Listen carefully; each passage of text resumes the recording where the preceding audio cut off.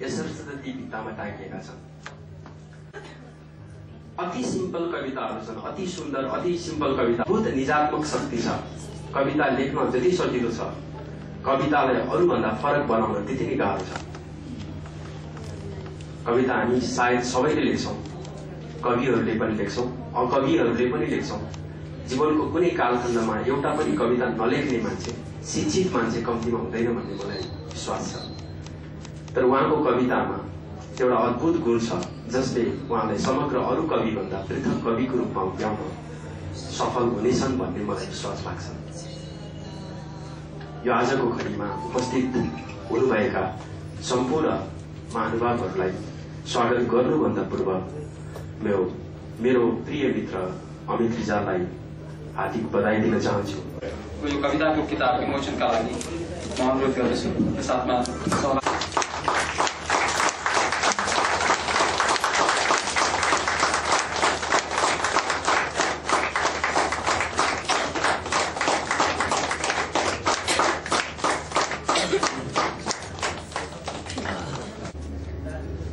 पुस्तक आकारमा उहाँको यो कविता कृति, पहिलो कविता कृति जिल्ला नगरिकन यस आदरणीय ईश्वर बन्ने अधिकारी गुरु ईश्वर बन्ने अधिकारीलाई अनुरोध गर्दछु। धन्यवाद उपेनजी। कवि अमित रिजाललाई आदरणीय जनहरूमा हार्दिक सम्मान अर्पण गर्न चाहन्छु र मैले केही कुराहरू टिपेर ल्याएको छु। म कष्टकर यात्रा हो। राम्रो कविता सुन्दर हुन्छ कि शक्तिशाली? सुन्दरता सामर्थ्य मापनको आधार के हुन सक्छ? कविताको भार भनेको के हो? यसको गुरुत्व, प्रभाव राखिन्छ कि सकिन्न? कविताले कविलाई कविता लेखाउँछ कि कविहरू मात्रै हो त? कविताको क्राफ्ट भनेको के हो? कवितामा कला, शैली, शिल्प कसरी मिलाउन सकिन्छ? कविताको केमिस्ट्री कस्तो हुनुपर्छ? शब्दहरूको पानी नपरेको कुनै गाउँै बगाए पनि भन्थे किनारमा दाउरा जस्तै मान्छेका मुढाहरू थिए रे। गोरो चिच्याहरूले सिंहदरबार सिंहदरबार सिंहदरबार झर्ने कोही छ? टाउको झनन्न पार्छ मेरो र के चाहिँ लाग्छ?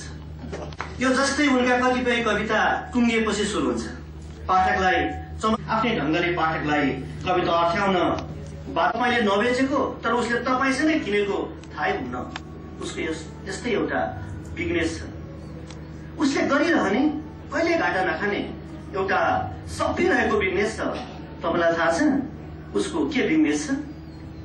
त्यस्तो अर्को एउटा कविता छ बन्द आह्वानमा, नदीले वार्ता गर्न मानेन छ, नदीले बहावमा विश्राम मानेन छ, नदीले वार्ता गर्न मानेन छ, नदीले बहावमा विश्राम मानेन छ, नदीले स्थगित हुन मानेन छ।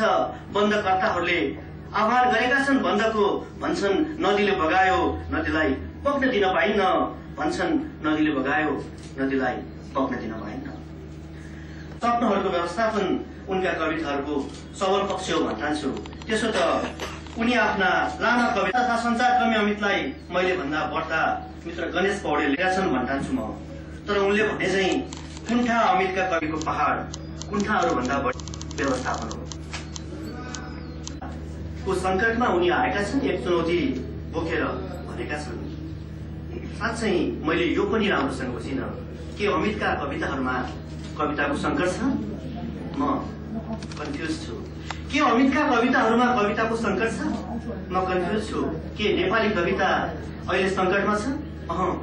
मलाई त त्यस्तो पनि लाग्दैन। सुन्दर र शक्तिशाली कविताहरू न हिजो संकटमा थिए, न आज संकटमा छन्, न भोलि कहिले संकटमा हुनेछन्।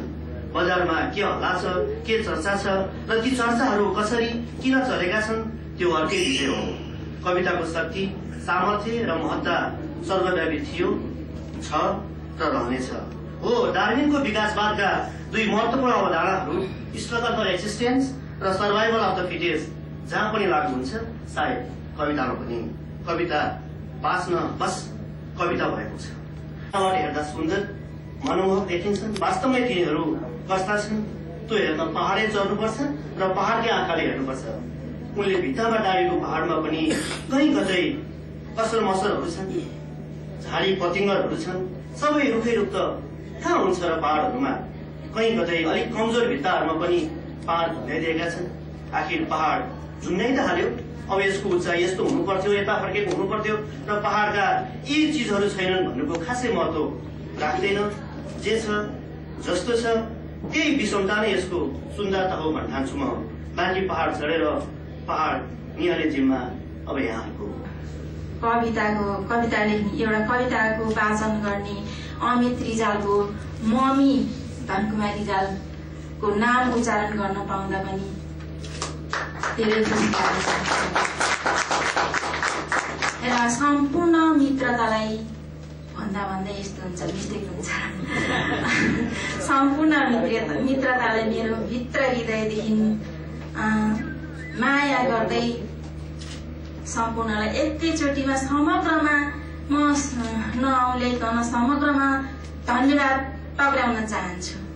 म एउटा कुना काँसमा जन्मिएकी चेली, दुखी भयो भन्नु, दुखी त कसैलाई पनि दुखी त मान्नु हुँदैन, तर आफूमा आफै साह्रै दुखी आफूलाई सानो नमान्नु पनि भन्छन् भन्न त, तर लाग्छ कता कता त्यस्तो। तैपनि आज यति खुसी छु कि यति गर्व लागिरहेछ कि मलाई म नभन्नु पनि भन्छन् है। फेरि कविताको तर्फबाट मात्रै नभइकन अघि नै खासै म यसको नामहरू वाचन गर्न नआए पनि खुसी लाग्यो। अमित रिजालको बारेमा चिन्नु भएको मित्रताहरू थुप्रै रहेछन् भन्ने याद आयो मलाई। किन भन्दा अब मान्छेलाई चिन्न अलिक गाह्रै पर्दो रहेछ। सबैले खाना खानुहुन्छ, सबैले कपडा लगाउनुहुन्छ, सबै राम्रो हुनुहुन्छ, तर भित्र हृदयमा के छ, उसको भावना के हो, उसँग उसको क्षमता कति छ भनेर जाँच्न त एकदमै गाह्रो होला सायद जस्तो लाग्छ। तर मलाई त त्यस्तो चिन्न नि सक्दिनँ, चिनाउनु पनि सक्दिनँ। र आज कसरी चिनाउँदैछ मेरो गर्वमा बास लिएर जन्मिएको एउटा यो देशको नागरिक भएर पनि मात्रै नभएर कविको रूपमा उपस्थिति भए जस्तो लागिरहेछ मलाई। सबै शब्दहरू नमिल्ला, मेरो शब्दलाई स्वीकार दिनुहोला, मैले खासै राम्रोसँग बोल्न नि आउँदैन र म धेरै खुसी भएको चाहिँ व्याख्या गर्छु। र म पनि यो मञ्चमा आएर मलाई बोल्ने मौका मेरो प्यारा आफ्नो छोराले दिएकोमा यति धेरै गर्व छु कि, यति धेरै खुसी छु कि, यति धेरै धन्यवाद दिन चाहन्छु कि हजारौं लाखौं।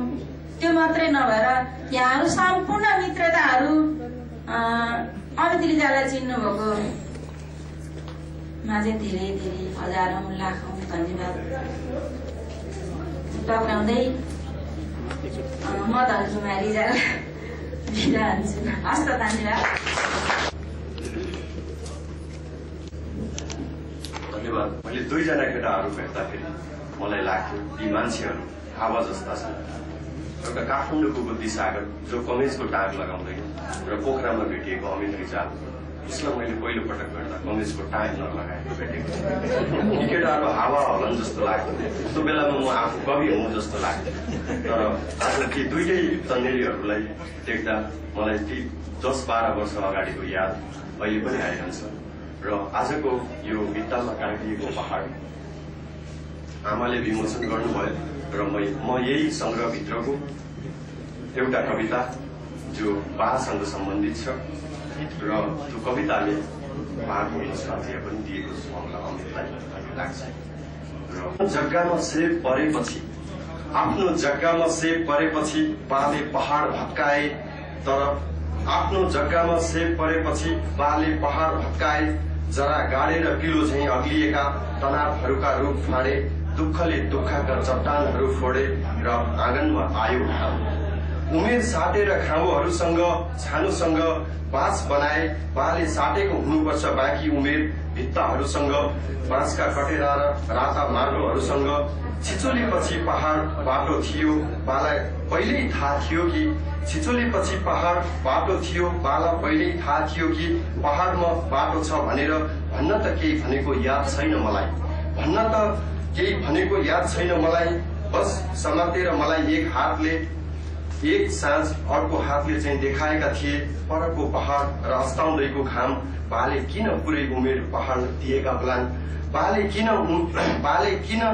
पुरै उमेर पहाडलाई दिएका होलान्। मलाई सोच्न आउँथ्यो अनि कल्पन्थेँ बरु किन सारेनन् हाम्रो ठेगाना। सायद बालाई पहाड उक्लने होइन खानै नै सोख थियो। मैले नबुझेको त्यसभन्दा पनि बढी अझ विश्वासै थियो होला भन्छु। वास्तवमा बा हुन्जेल मसँग प्रश्न थिएनन्। बा आफै प्रश्न जस्ता भएर होलान् वा बा आफै उत्तर जस्तै भएर पो हो कि बा गए म बुझे जस्तो नबुझे जस्तो अहिले हेर्छु बाले देखाएको अर्को पहाड र अस्ताउँदो घामलाई। बा गए म बुझे जस्तो नबुझे जस्तो अहिले हेर्छु बाले देखाएको अर्को पहाड र अस्ताउँदो सूर्यलाई, अस्ताउँदो घामलाई। धन्यवाद। कलाकर्मी साहित्यकार प्रकाश रानीलाई म यति बेला मिलाएको एउटा ब्रान्डेड टी सर्ट। आज मे दिवस मजदुरप्रति समर्पित यो अमितको कवितासँगै यहाँहरूलाई हार्दिक स्वागत अभिवादन। यस्ता हुने कुनै पनि कार्यक्रममा चाहे मञ्चमा हुन् चाहे मञ्चको तल हुन् यो मेरो निम्ति ठूलो सौभाग्य हो भन्ने मैले ठानेको छु र म एकपटक फेरि अमितलाई जोरदार तालीले हार्दिक बधाई दिन्छु। जीवनमा धेरैवटा फिल्महरूमा संगीत गरेर भारतका लगभग 13 भन्दा बढी पुरस्कार पाइसकेर पद्मश्री AR रहमानले हलिउडको कोडामा सायद मैले नै गरेको थिएँ र त्यो कविता पनि संग्रहभित्र परेको रहेछ। 2056 सालमा लेखिएको कविता सुलभा र यो कविताले ठूलो आतंक मचाएको थियो काठमाडौँको रेडियो तरंगमा। मिडिया चक्रमा यो कविताले वाद प्रतिवाद पनि गरेको थियो। यही कवितापछि गण्डकी पुत्रले अर्को कविता लेख्नु भएको थियो सुलभा पर्खिएर साँझमा र यो कविता यसकारण पनि धेरैवटा कविता जन्माउने कवितामध्ये एउटा कविता यसमा संग्रहित छ। र अमित रिजालका कविताहरू हात पर्दा म निकै उत्सुक हुन्थे कविता वाचन गर्न। माइक्रोफोनसम्म पुग्ने बेलासम्म मलाई उनका प्राय कविताहरूले स्पर्श गर्थ्यो पातो गरिकन न्यानो गरिकन। र 9:15 बजे जब म BBC नेपाली सेवा सुरु हुनुभन्दा पहिला माइक्रोफोन अगाडि पुग्थेँ 2 जना मान्छेका कविताहरू पर्खिरहेको हुन्थे फ्याक्समा। एउटा आर्जु विश्व सल्यानी, अर्को अमित रिजाल र प्राय उनका कविताहरू मैले सुरुमा यसरी नै पढेँ। अव्यवस्थित अमित रिजाल मलाई कहिले लागेन किनकि भावक अभियान नेपालको स्थापना कालदेखि नै धेरै सक्रिय रूपमा उहाँले काम गर्नुभयो। भक्तपुरमा आयोजना गरेको गजल प्रतियोगिता, राष्ट्रिय स्तरकै रूपमा आयोजना गरेको गजल प्रशिक्षण हामीले कुरिया गाउँ काठमाडौँमा गर्यौं। त्यसबाहेक अन्य धेरै कार्यक्रमहरूमा उनी सक्रिय भए र शंकर लामिछानेका किताबहरू पुनर्प्रकाशन गर्ने बेलामा हामीले भूमिका लेख्ने बेलामा धेरै मान्छेहरूलाई छान्थ्यौं चुन्थ्यौं र चयन गर्दा जहिले पनि प्राय धेरै किताबमा अमित रिजालले अनाम रूपमा भूमिका लेखेका छन्। हरूको स्नेहका साथ अग्रज कविहरूको उपस्थितिमा अमितले आफूभित्रको कवितालाई झन बृहत्तर समृद्ध बनाउँदै लगेको पाए। यसको लागि हार्दिक बधाई छ। र म त के चाहन्थे भने अमित रिजालका अझै राम्रा निबन्धहरू पनि आउन्, निबन्ध कथाहरू पनि आउन्, यसको पनि अपेक्षा गरेको छु। कवितामा कोही दाई कोही भाइ अवश्य हुँदैन। कविता लेख्न थालेपछि कविताले उछिन्छ। एकपटक कवि ईश्वर बल्लभले एउटा कार्यक्रममा बोल्दै गर्दा मेरा कवि भाइहरूलाई म आशिष दिन्छु भन्दा कवि पुष्पम सुवेदी जुरुक्क उठेर कराउनु भयो। के को कवितामा भाइ र दाई कुरा गर्नुहुन्छ, तपाईँ अंश खोज्न आएको र हामी भन्नुहुन्थ्यो। अमित रिजालले अब कसैको अंश खोज्नु पर्दैन जस्तो लाग्छ। अमित रिजालले मलाई पनि जीवनमा कमै दाई भन्नुभयो, मैले उहाँलाई कमै भाइ भने होला, तर उहाँको आमालाई साक्षी राखेर आज भन्नुपर्दा अमित रिजाल साँच्चै अब कवितामा एक्लै नै दाई एक्लै नै भाइ भएका छन्। उनको अलग्गै पहिचान छ। यसका लागि म अमित रिजालको यो अत्यन्त निजी व्यक्तित्वको लागि, कवि व्यक्तित्वको लागि स्नेहपूर्वक अभिवादन टक्राउँछु। र कविता यस्तै हुन्, यसरी नै लेखिउन् भन्ने उनको जुन आग्रह छ त्यसले उनलाई एकदम संरक्षित गरेको छ। र कविता जहिले पनि मलाई के लाग्छ भने एउटा कविले त्यो कविता पढ्दा र भन्दा आफूलाई सजिलो लाग्नुपर्छ र त्यो अमित रिजाल कवितामा त्यो सहजपन, त्यो कम्फर्टेबलनेस र त्यो बााउन्डेड पोजिसन चाहिँ छ। त्यो उसको लागि अमित रिजाल निकै सरिदै पात्र उठाउनु भयो। मैले यहाँ सबैजना तयार छन् तपाईँलाई स्वीकार्न, तपाईँ आउनुहोस् भन्दा पनि आउनु भएन। यस्ता धेरै घडीबाट अमित रिजालसँग जीवनमा गुज्रेको छु। र यस्तो मित्र पाउन यस्तो मेरो जीवनको धेरै सफलताको आधाभन्दा बढी हिस्सामा अमित रिजाल र अमित रिजाल जस्ता साथीहरूको अत्यन्त ठूलो स्नेह सम्मान र श्रद्धा छ। यसकारण पनि मलाई कहिलेकाहीँ आफू प्रकाश सामीसँग नलिदिएर अमित रिजाल जस्तो भइदिउँ त्यस्तो पनि लाग्छ। धन्यवाद। लाग्यो मैले अमितलाई चिनेकै रहन्छु। पहिलो पल्ट यसै कार्यक्रममा चिने, त्यही पनि सायद अलिअलि मात्र होला, कति कुराहरू यहाँ खुलिएका छैनन् होला अवश्य, त्यस्तो लाग्यो। र खुसी पनि लाग्यो कि एक कविको रूपमा आज अमित रिजाल पोखरामा यसरी सार्वजनिक भएका छन्। म यस अवसरमा अमितलाई धेरै धेरै शुभकामना दिन चाहन्छु। कविहरूले किन कविता लेख्छन् मलाई थाहा छैन, तर विश्वभरि नै अघि यहाँ धेरै चिन्तनपरक कुराहरू पनि आए। कवि ईश्वरमणिदेखि प्रकाश सायमीसम्म सबैले, गणेशले कविताका चिन्तनका कुराहरू पनि गरे। यो सत्य हो, विश्वमा सबै देशहरूमा कविता लेखिएका छन्। सबै देशका कविहरूलाई पढेका छैनन्, तर कविताहरू गाउँघरमा पनि लेखिएका छन्, सहर बजारहरूमा पनि लेखिएका छन् र सबै युग, सबै समयहरूमा कविता लेखिएका छन्, गीतहरू गाइएका छन्। यी सबै संघटनाहरू किन घटित हुन्छन् भनेर म कहिलेकाहीँ सोचमग्न हुन्छु, तर प्रत्युत्तर पाउन गाह्रो हुन्छ। एउटा कविताको बारेमा यस्तै चिन्तन गर्दाखेरि एउटा मुक्तक रचना मैले गरेको थिएँ। जिन्दगीका बाटाहरू धेरै छन्, कुबाटो कुनै नभेटियोस्। जिन्दगीका बाटाहरू धेरै छन्, कुबाटो कुनै नभेटियोस्। मनको निर्मल पानामा जथाभावी केही नलेखियोस्।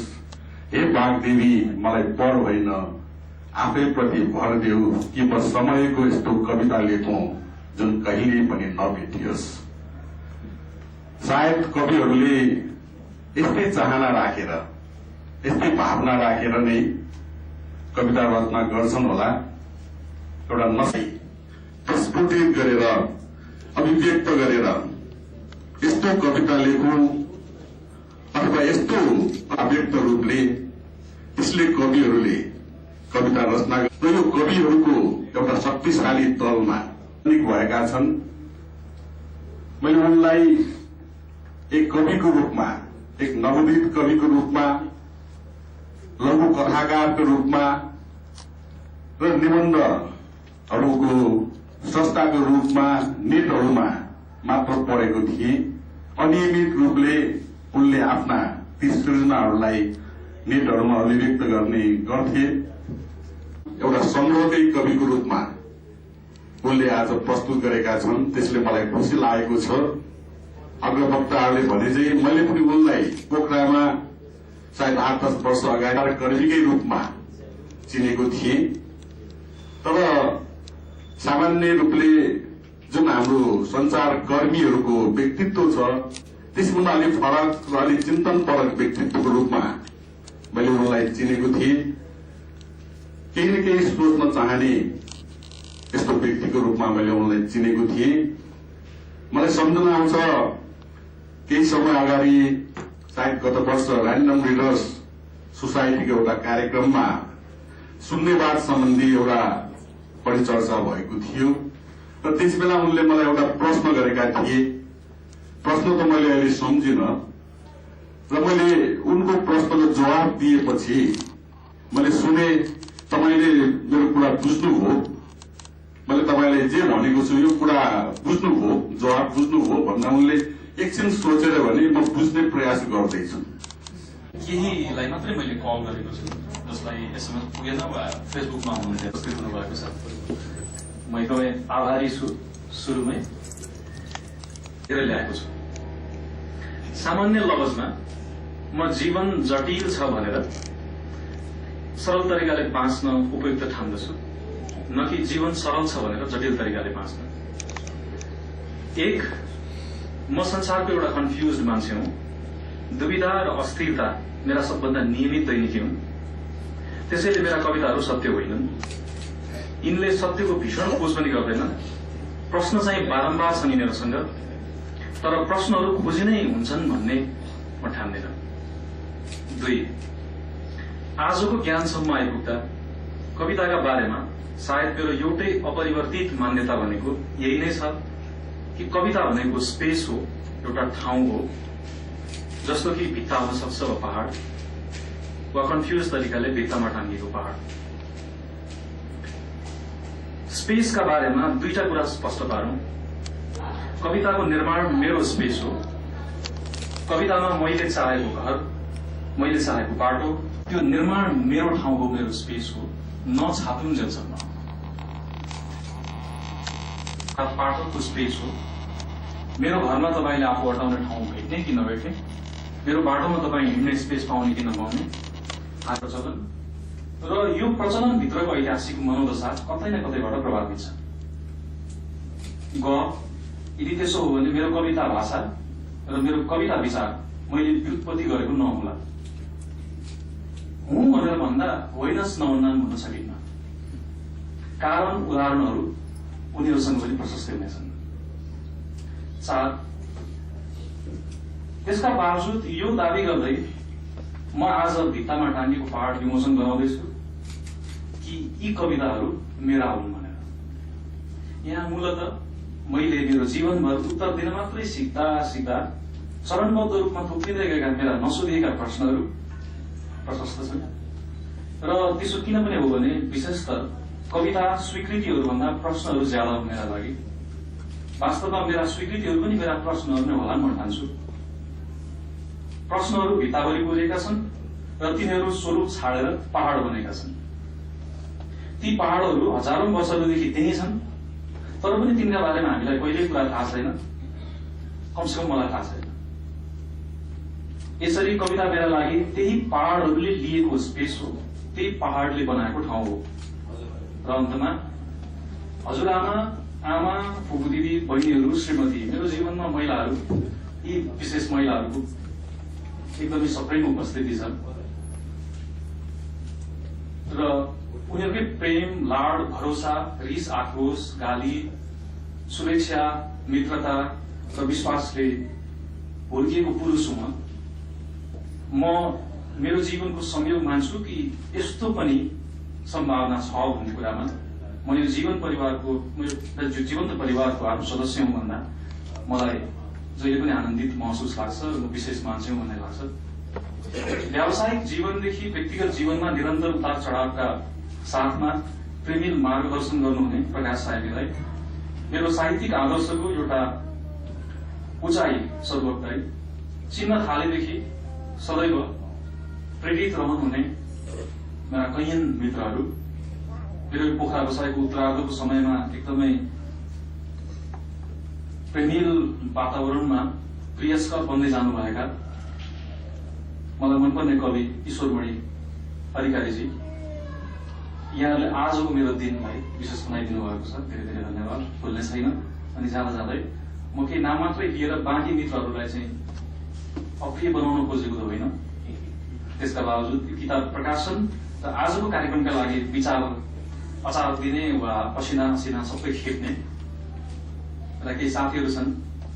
मेरो साथी जीवन साथी पूर्णिमा गुरुङ,